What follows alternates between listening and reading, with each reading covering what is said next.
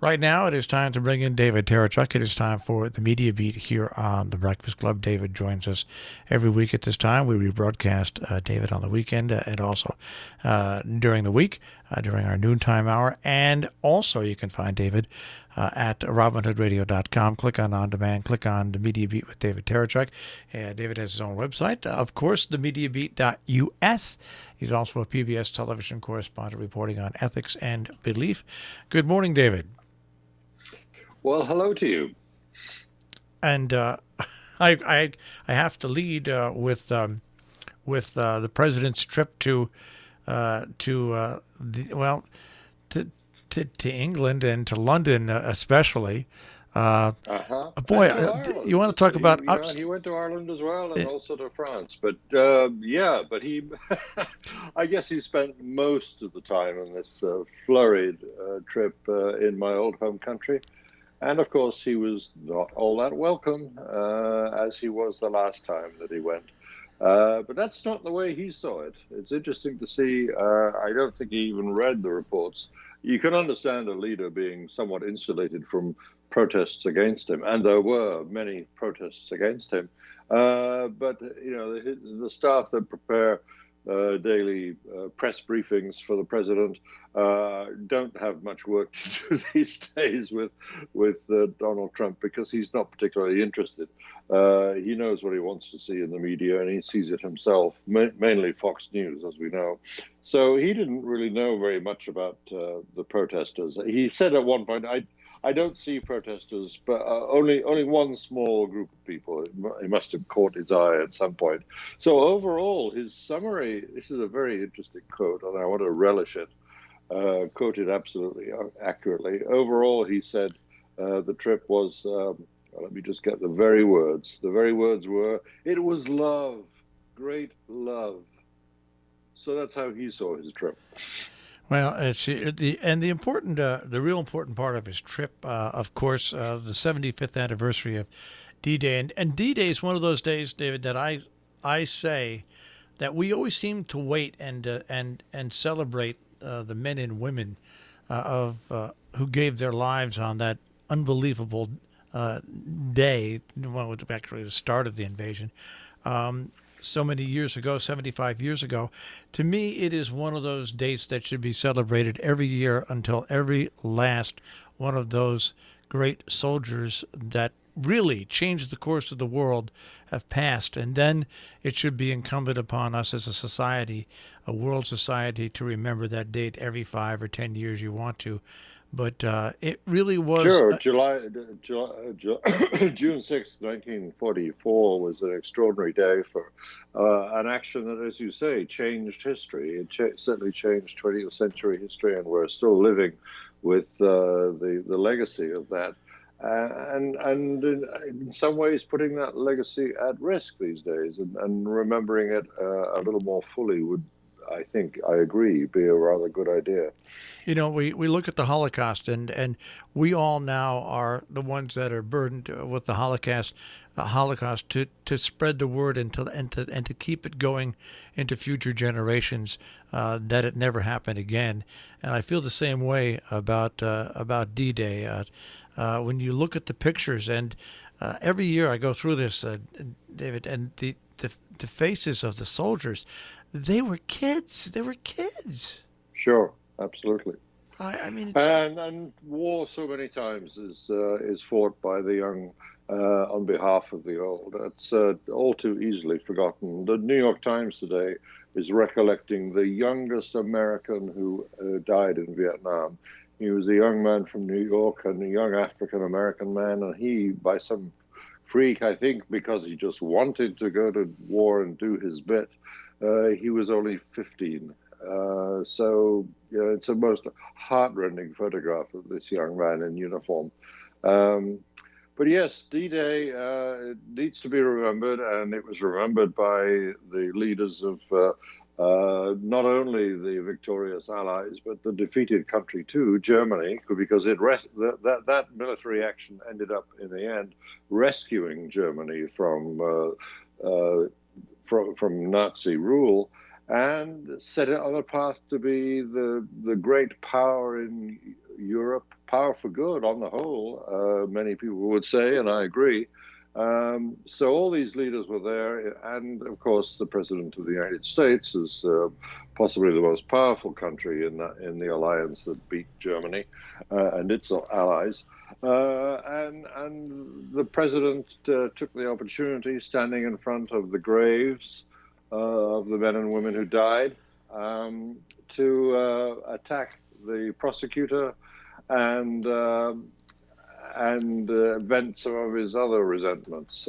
It was a very peculiar mismatch. He went on, of course, to stick to his script and praise the dead, but it was a strange kind of anomaly to see these graves behind him as he went on one of his typical Trumpian tirades. It was a regrettable part of a very, very important occasion, I fear. I want to give one quote from that stays with me every time I think of D-Day, and that is the quote from General Norman Daniel Dutch Cota, Sr. "We're being killed on the beaches. Let's march ahead, move ahead, and be killed inland." That tells you exactly what type of horror these thousands and thousands of international troops faced when they hit the beaches.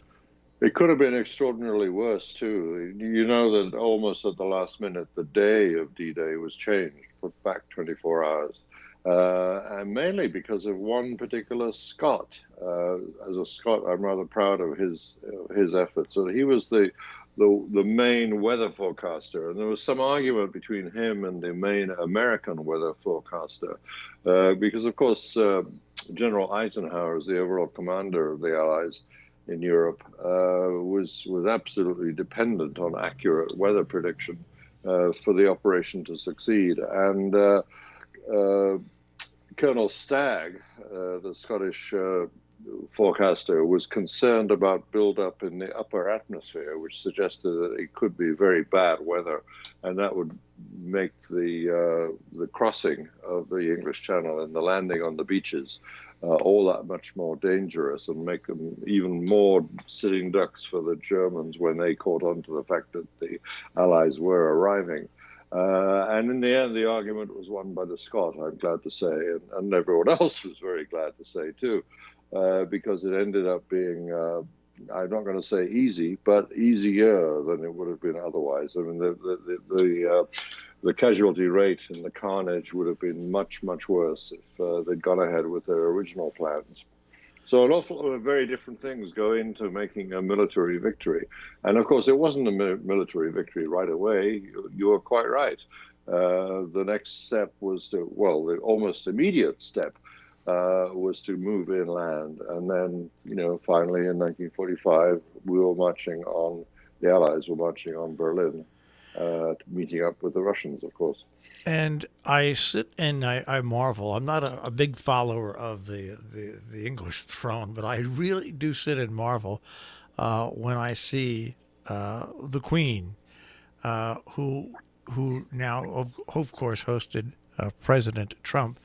But you think back to who she originally hosted and what she has lived through and seen in her years is absolutely amazing as a powerful woman as she is.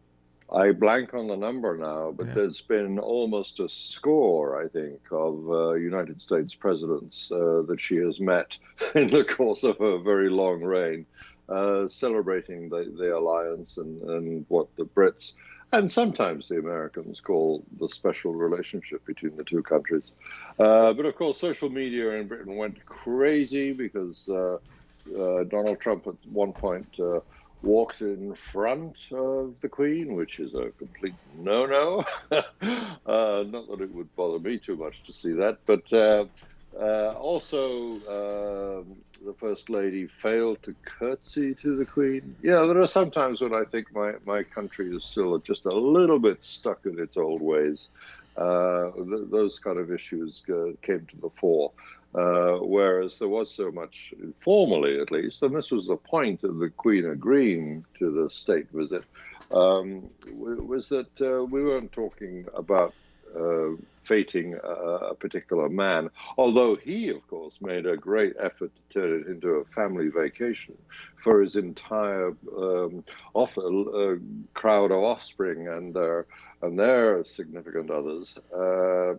But the Queen and the British country's intention in all of this was to celebrate and honor the connection between the two countries, nothing to do with the individuals involved. But unfortunately, I think the nature of the individual involved made that very difficult in the end.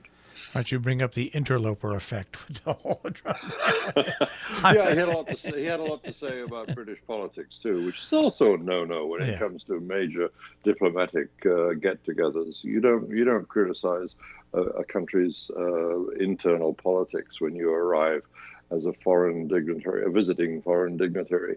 But criticize he did, and singling out particular individuals, like the Lord Mayor of London too. And very interestingly, he had two people of South Asian descent to focus on.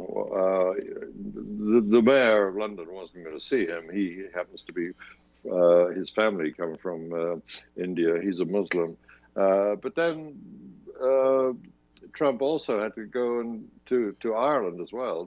Not a great pain for him, because he has a home there of a kind. I mean, he has a golf course with rather sumptuous accommodations. So he went there. But the the Prime Minister of Ireland, the Taoiseach, as they call the office there, is an extraordinary individual, because although it's Ireland, and you think of Ireland as a fairly socially cohesive and homogeneous kind of population, but of course Ireland is changing, and Ireland's leading politician now, the leader of the country, is of Indian descent. Leo Varadkar is his name, and he's gay, and he's all sorts of things that you wouldn't expect to be leading Ireland. So there Trump was introduced to, well, not introduced to, he's rather well aware of the London mayor. He's been having a spat with him for some time,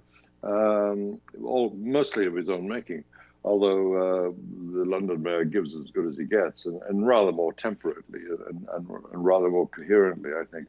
But there are these two examples of people whose families have come to the West from South Asia, from the Indian subcontinent, and made extraordinary, interesting things of themselves, and create and performed a great role in leading populations in the West. It ought to be a lesson to him, and I'm not sure that it is. In the week that was, and looking at the coverage of it, one thing that really wasn't highlighted was the absence of Vladimir Putin, who happened to be in China for all these events. Yes. Talk about special relationships. Yeah. Yes. Yeah, absolutely. Yeah, I mean, again and again and again, this happens because of an anti-communist. The response of the West to the growth of the Soviet Empire immediately after the Second World War, that alliance that involved what was then the Soviet Union. In a way, and the Soviet Union in performing a responsibility in that alliance, and in fact, in many ways, being enormously more greatly, the best way to put it, I suppose, is their sacrifice in terms of lost members of their armed forces, and the general population too. This was so much greater than the sacrifices, just speaking numerically, and I think in many ways the damage to the national psyche was so much greater. The losses that the Soviet Union suffered in conducting their share of beating Nazism was extraordinary. And yet after the war, the Cold War began, and Russia or the Soviet Union was exorcised from these Western allies' celebrations of their success, and so yes, no sign of the Russians at the celebrations about D-Day, and of course that's understandable in the sense that we're talking about the Western European front, not the Eastern European front. But it's much more significant that, of course, Russia's leader now chooses to consort in an allied way with China. And interestingly, is very prepared to play second fiddle, as it were, to China. China is the dominant economy in that pairing of relationships, which is, of course, in the current circumstances,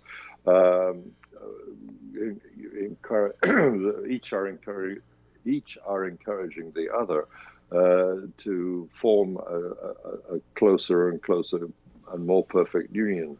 And when you think about the Second World War, if Hitler had not decided to open up a two-front war, it would have probably turned out a lot longer and a lot different. But the Russians... almost certainly, I'm sure.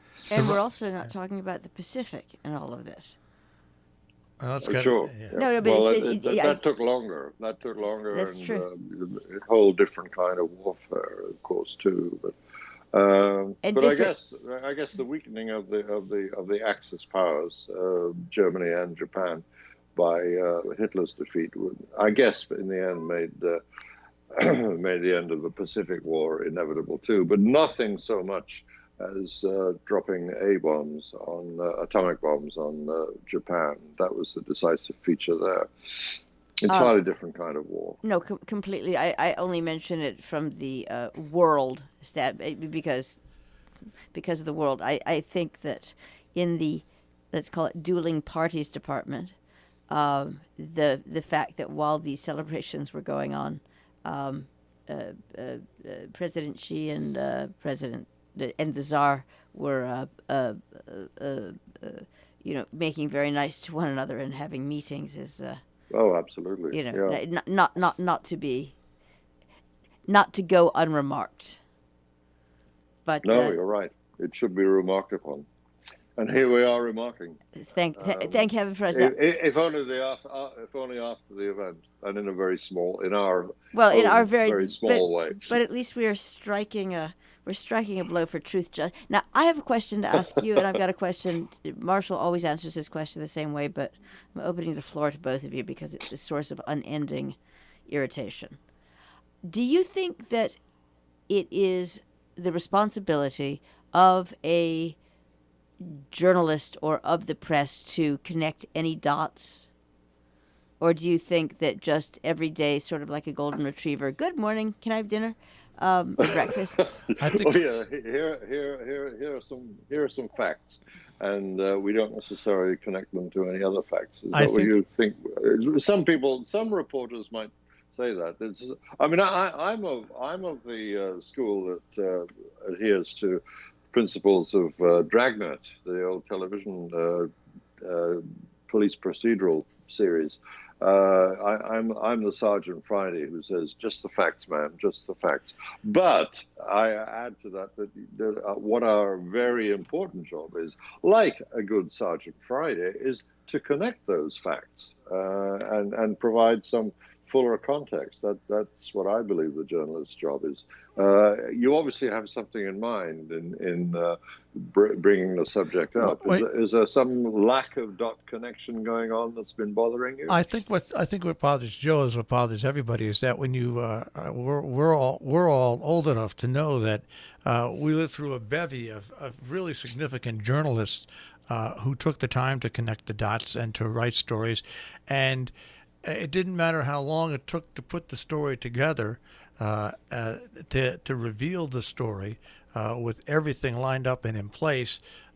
Time was not of the essence. You did not rush to get the story put together. You put it together like it should be put together. Nowadays, well, you rushed in the sense that if there was any competition involved, you worked damn hard to get it out before your competition. But there was no social media. And I'm afraid what we have now, of course, is a fantastically exaggerated version of that, in which the competition is so fierce now and so multiple.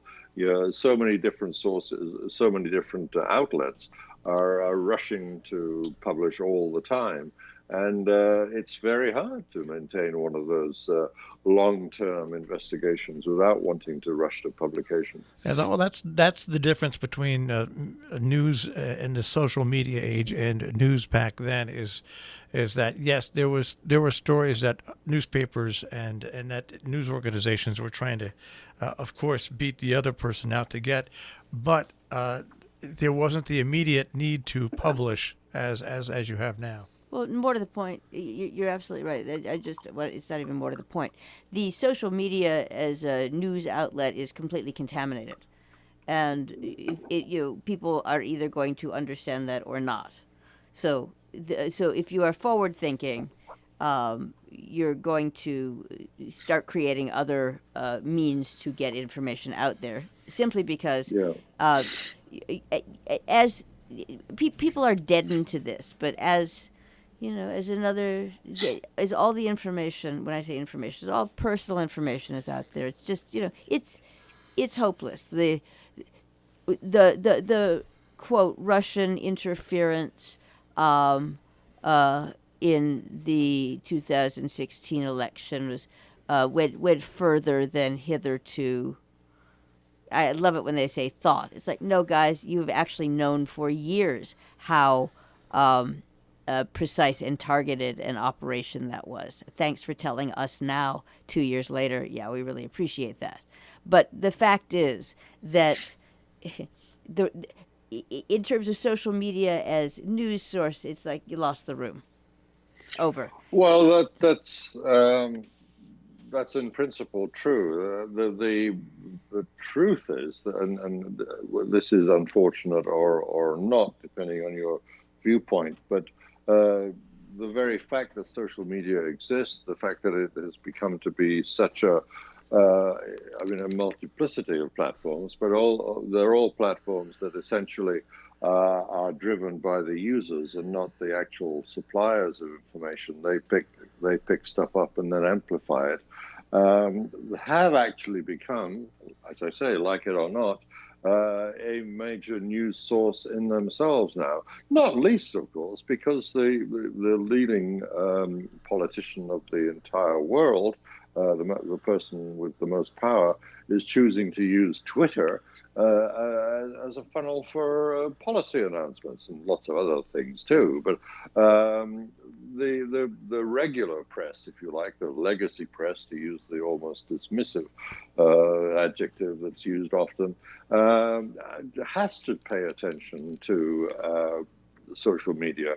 Now, what they need to do with it, of course, is it's a game most of the time of correction, not merely contextualizing and joining dots, but actually weighing what's rushing around the Twitter sphere and other social media platforms, and correcting it, putting into the spread of it's like having a big rumor machine operating all the time. Mm-hmm. And our job as journalists is to sift and evaluate the rumors, like we do all the time when we go into a bar and you hear a story. I mean, right down to the basic sort of shoe leather kind of reporting that some of us still do. You hear something in a certain setting and it sounds interesting, and your next responsibility is to check it out. And if it checks out and it is of importance, then you try and publish.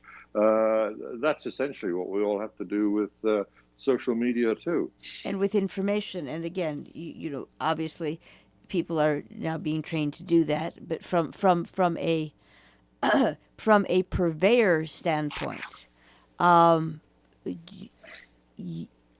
it is going to be increasingly necessary to connect the dots, and you'll stand apart from connecting the dots. And this is not to say that social media is a news source, blah blah blah, and active, fast, compelling, addictive is going to go away, but I think that in 3 years, if we're still talking about this, we will be talking about, oh yes, it's shifted now back to closer to a shoe leather model, because people are absolutely. Can you imagine? Let's go back to D-Day for a second. Can you imagine D-Day on Twitter? I mean, I'm afraid I can all too easily. Yes. Yeah, And but I mean, just how mind-numbing and how you just have it. I mean, Keystone Cops on steroids. Not that everybody knows what the Keystone Cops. It's just the danger to coherence and understanding is so clear at this juncture that anyone who defends it, I'm not talking about using it for to support your ends, whether they are nefarious or all or angelic. I'm talking about anyone who thinks that this is the way to get your information is going to have to, will eventually come in for reprogramming. Well, it's a very passive thing. I mean, we have vast audiences there now who are prepared to take news from Facebook or from a Twitter stream, and if they're content with that, good luck. So much the worse, and so much the worse for them. But I think the rest of us owe it to the world at large to keep on insisting on the difference between information drawn from social media and information that has genuinely been checked out. And of course, there is a responsibility on the purveyors, as you call them, themselves. And Facebook has at long last been pressured into doing some form of fact-checking itself and curtailing the wilder shores of extremism and untruth on its platform, but not very effectively because it is so vast and it's not putting the resources into it that such an exercise would really need. And we're ending up with some action taken, but not enough to actually turn Facebook into anything like a reliable source of information. So people, the best response you can have is just not to believe everything you read in Facebook. Like we used to say, don't believe everything you read in the papers. We all have to make our own value judgment in the end. And no matter how much curating and how much double checking we do, we're always left with the problem that in the end it's the consumer's responsibility ultimately at the end of the day. I have to say this. I'm really sorry. Thank you very much, David Tereshchuk, the Media Beat. Thank you.